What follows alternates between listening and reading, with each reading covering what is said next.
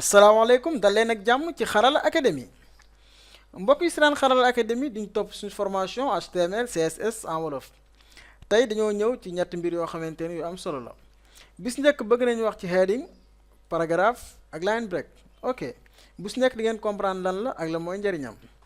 léegi bis njëkk moom mooy heading par exemple kañ lañ koy utiliser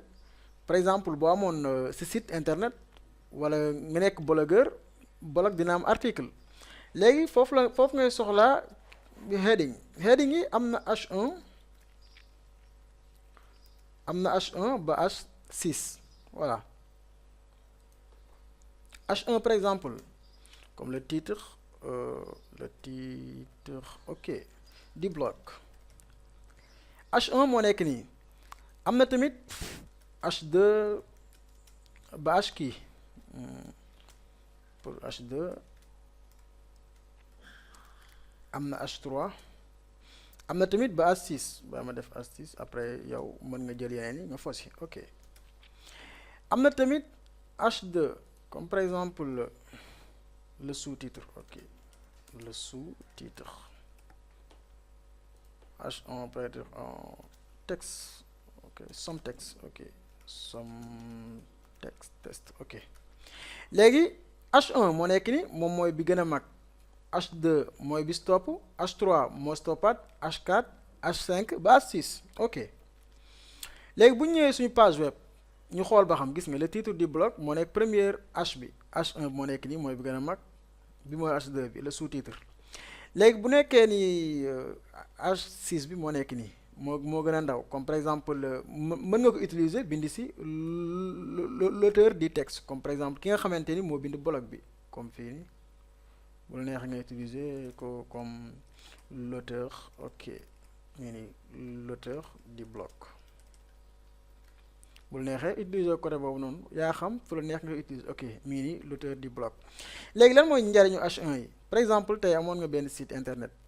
wala tey amoon nga ay marchandises tey comme par exemple nga am ay nouveaux produits comme mën nga def ci kaw nga bind mes produits mooy H1 léegi fii mën nga def sous-titre bi nga wax yan produit ñoo ci nekk comme par exemple ok yaa xool yan produit nga am comme produit 1 produit 1 wala produit alimentaire affaire yooyu noonu voilà produit alimentaire après nga bind yeneen yi nga xamante moom moo soxla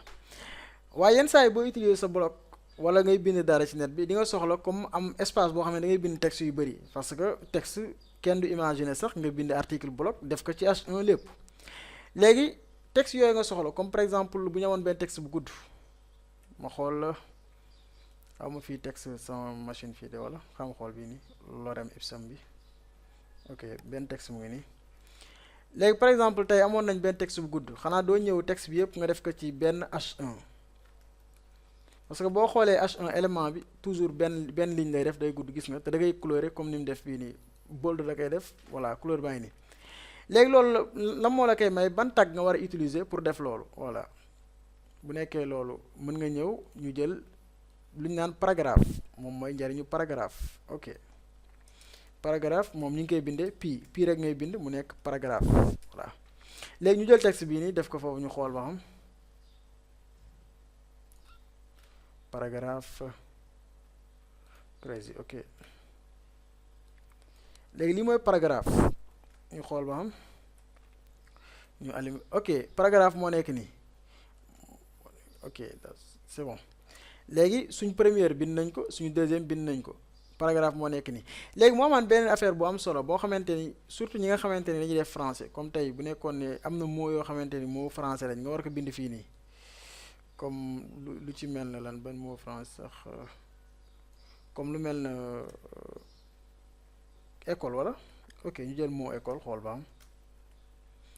mot école ok par exemple Sidi ok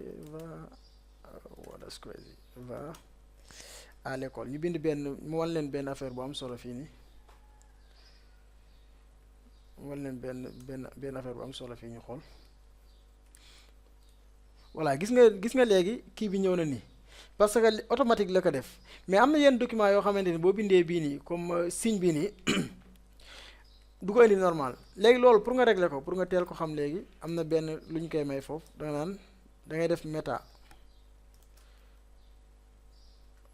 am na lu ñu naan méta ok ñu def ko xool méta charset charset ok nga def UTF-8 mooy day utiliser langue monde bi yëpp boo bindoon arabe bind anglais loo bind rek da koy bind normal mais bu nekkee amul UTF-8 bi boo bindee yeneen langue yi lu si ëpp du ko nangu voilà léegi paragraphe moo nekk nii léegi paragraphe bu la neexee mën nga si am yu bëri comme ñu xool ba xam ñu def suñu deuxième paragraphe xool ok léegi deuxième paragraphe moo nekk nii gis nga si deuxième ligne bi la ko indi te gis nga espace bi mu def fii dafa bëri trop voilà léegi bu nekkee da nga bëgg a def comme par exemple boo bindee ci paragraphe bi mu dem deuxième ligne comme par exemple nga def virgule dem deuxième ligne tëdu am benn espace mag mu nekk ci même paragraphe bi nga bëgg ci am ay lignes yu bëri léegi loolu naka ngay def voilà léegi foofu la ñuy soxlaa lu ñu naan line break moo nekk nii anam moo nekk bii nii léegi line break naka lañ koy binde boobu moom single tag mooy tag yi nga xamante ni moom du am ouverture wala fermeture benn rek lay nekk comme nii lay mel bu ñu neexee def nii ok mu nekk BR léegi ñu xoolaat ba xam différence dina am wala du am ok gis nga da ko wàccee si deuxième ligne bi léegi bu la neexee ñu utiliser waat ko feneen xool comme bu njëkk bi si di va à l'école ici ok BR ñu def ñu xool ba xam ok ça marche ok ñëw na comme par exemple day wàcc li nga xamante ni ci ay ligne moom nga soxla waaw tey suñu leçon tey bi gis nañ heading yi H1 H2 H3 H4 H5 H6 gis nañ tamit paragraphe mooy P gis nañ tamit line break mu nekk BR voilà mbokk yi doon seen xarala li moo nekk suñu tutoriel bu tey balaa boobu nag mën ngeen jël yi ñu jàng tey ngeen exercer aussi de def ci lu leen neex ngeen xool ba xam changement yi si ñëw ok ba beneen yoon ci beneen tutoriel merci